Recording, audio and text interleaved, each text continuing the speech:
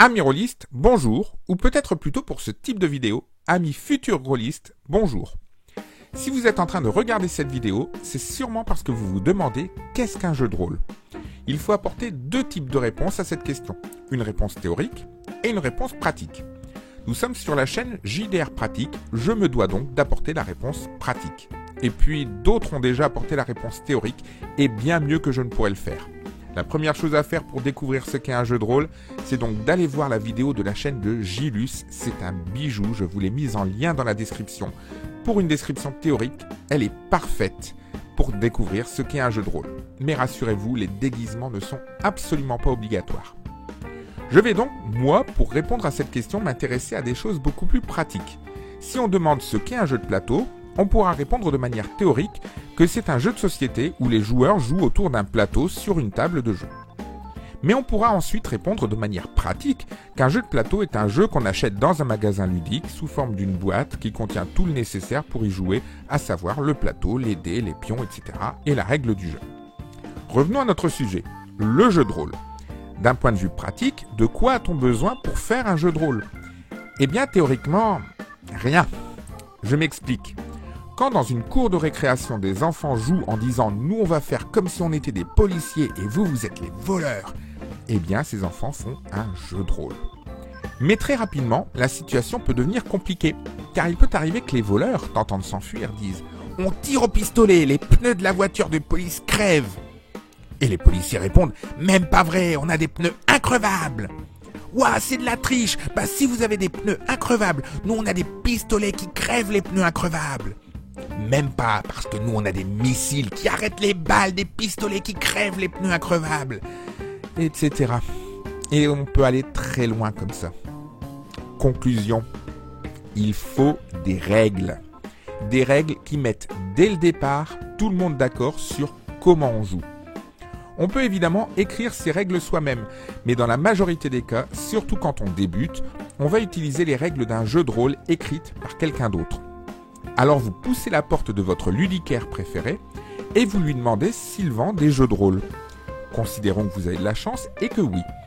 Il vous indique le rayon des jeux de rôle. Et là, c'est le drame. Il y a plein de livres. Vous regardez vers le plus célèbre d'entre eux et vous constatez que même pour juste celui-là, il y a plein de livres. Il y a même des boîtes. Vous voulez juste faire du jeu de rôle. Qu'est-ce que vous devez acheter ?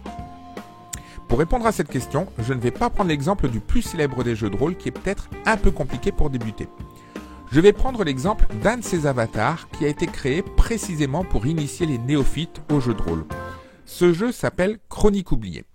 Si votre boutique de jeux est bien approvisionnée, vous serez déjà vite perdu sur l'étendue du matériel disponible. Alors de quoi a-t-on vraiment besoin ? Pourquoi y a-t-il autant de livres dans une gamme de jeux de rôle ? En fait, un jeu de rôle est habituellement constitué de plusieurs types d'ouvrages. Le premier, c'est le plus important de tous. On l'appelle le plus habituellement le livre de base. C'est celui qui contient les règles de base. Il est absolument nécessaire. Vous ne pouvez pas jouer à ce jeu de rôle et vous ne pouvez pas utiliser les autres livres de la gamme si vous n'avez pas celui-là. Mais il est par contre tout à fait suffisant. Vous pourrez jouer grâce à ce livre, même si vous n'avez aucun des autres livres de la gamme. À côté du livre de base, vous pourrez trouver un ou plusieurs livres que l'on appelle des compagnons. Le compagnon, c'est un livre qui contient des règles supplémentaires pour créer de nouveaux types de personnages, apporter un système de jeu plus élaboré, présenter de nouveaux monstres ou équipements, etc.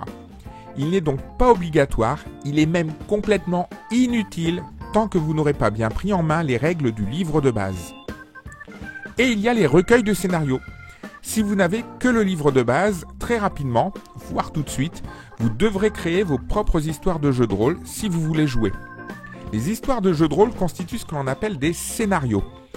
Si vous n'avez pas le temps ou si vous n'avez pas l'inspiration, de nombreuses gammes vous proposent des scénarios prêts à l'emploi sous forme soit de mini-aventures indépendantes les unes des autres, constituant ce que l'on appelle des one-shots, des scénarios d'une soirée, soit d'un ensemble de scénarios constituant une seule grande aventure qui vous prendra souvent plusieurs mois voire années selon la fréquence à laquelle vous jouerez. C'est ce que l'on appelle des campagnes. Dans le cas de Chroniques oubliées, vous trouverez ainsi 2 recueils de scénarios et 3 campagnes différentes. Enfin, il y a du matériel un peu à part dans la gamme, ce que l'on appelle les boîtes d'initiation ou de découverte. Ce sont des boîtes qui vous proposent clé en main tout ce qu'il faut pour découvrir le jeu de rôle, même si vous n'en avez jamais fait. Ces boîtes contiennent normalement un abrégé du livre de base contenant suffisamment d'explications sur le système de règles pour commencer à jouer, une mini-campagne permettant de faire plusieurs parties de jeu de rôle, éventuellement du matériel supplémentaire, des dés, puisque oui évidemment, il faudra quasiment toujours des dés de plein de formes différentes pour jouer au jeu de rôle, un écran de meneur de jeu pour cacher ce que les joueurs ne peuvent pas voir, et même parfois des cartes et des figurines. Voilà donc en pratique comment se présente une gamme de jeux de rôle. Avec l'habitude, on finit par s'y retrouver même si certains jeux sont plus complexes que d'autres. Le plus célèbre, Donjons et Dragons par exemple, a un livre de base découpé en plusieurs parties et représente donc un investissement un peu plus important. D'autres jeux comme Pavillon Noir par exemple donnent des noms spécifiques à leur livre. Le livre de base s'appelle La Révolte et le compagnon principal s'appelle À Feu et à Sang. Il reste une importante question à soulever. Comment choisir un jeu de rôle? Et cela, ce sera l'objet d'une prochaine vidéo. Avant cela, si la vidéo vous a plu, likez, partagez, et si vous voulez d'autres idées, commentez et pensez à vous abonner et à cliquer sur la cloche pour être tenu au courant des prochaines publications de la chaîne. En attendant, soyez prudents, portez-vous bien et à bientôt pour une nouvelle vidéo JDR pratique.